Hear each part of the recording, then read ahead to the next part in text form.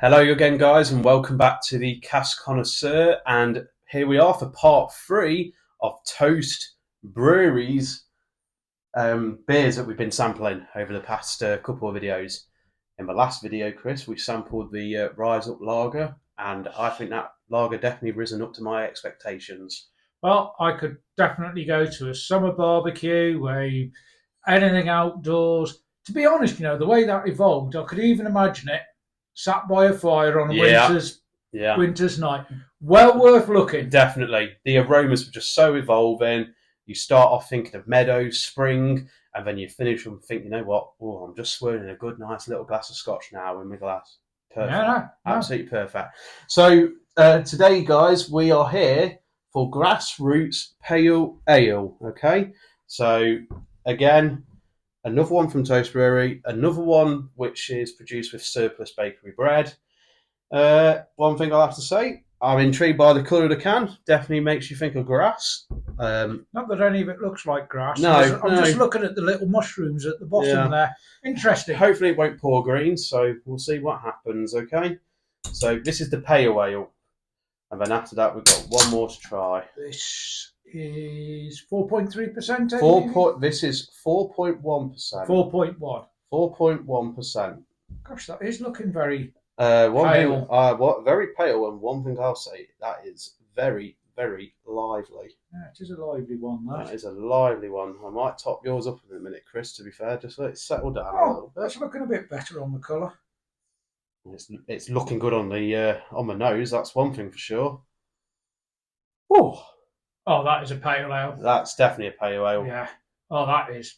However, I'm intrigued. That is also, I would say, a hazy looking pale ale. There's definitely a bit of haze in there. Yeah, a bit of a haze to that. Yeah, no, definitely. So I'm intrigued that there's a little bit of haze. But that nose is... You know what? Herb garden. Herb garden. Yeah. I'm actually going. I understand why there's like the little mushrooms. Yeah. On the can, because it's that nose is slightly damp. Herb garden. Yes. So everything again's all mixed together. Yes, I agree. And nothing's overwhelming, but you just get a bit of damp soil in there, which probably isn't the. I've just got fresh raspberries. Yeah, I'll give you fresh raspberries. I'd even go blackberries.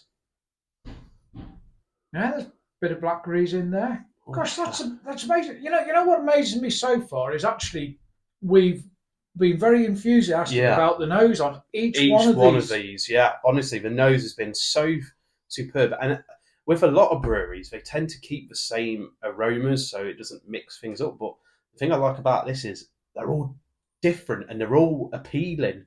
I've got to try a taste of this now. Yeah, no, I agree with you.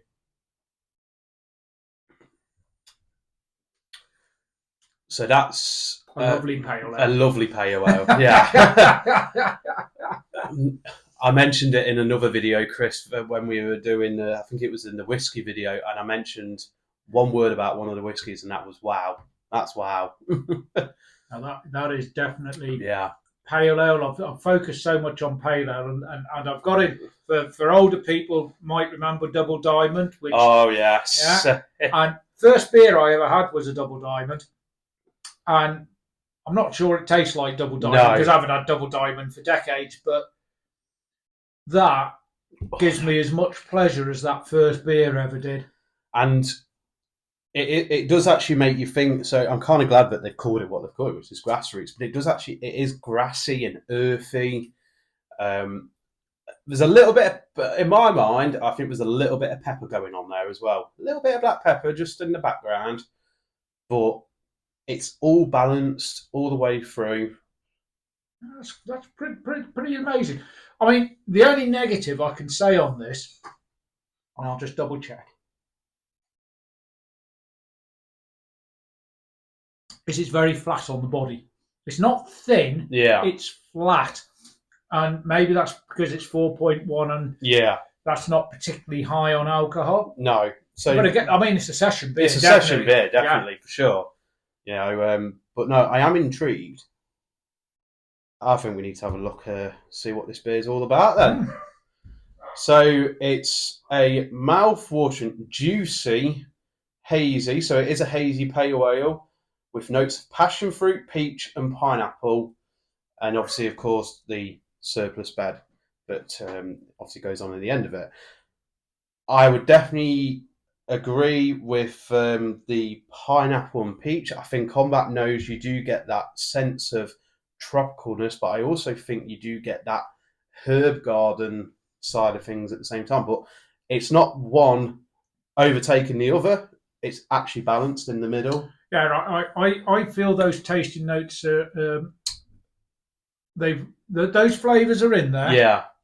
I don't think they're the strongest flavours. No, they're not the strongest flavours. No. And I think possibly because we've got obviously a lot of pale ales, IPAs, blah blah, are all concentrating on fruitiness at present. Yeah. That's why that's on the can. They're in there, but I prefer our description. Yeah. I definitely think we're closer.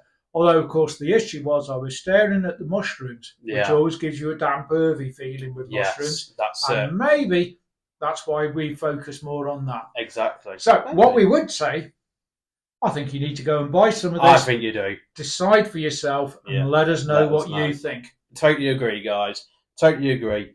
But no, I'm very impressed again. It's, well, this, as I say, it's number 3 out of 4. So far, it's been impressive. And on the next one, we will then cast our vote and think which one we think is overall the best, which will be interesting to see. Yeah. Exactly. So on that note, guys, please remember to give the video a good old likes up. Remember to subscribe to the Cask Connoisseur. We can't wait to come back again with another video, the final one from Toast Brewing, and that is going to be on the New Dawn Session IPA, which we're really looking forward to. So on that, guys, cheers and good health. Cheers. Cheers. Good health. Good health.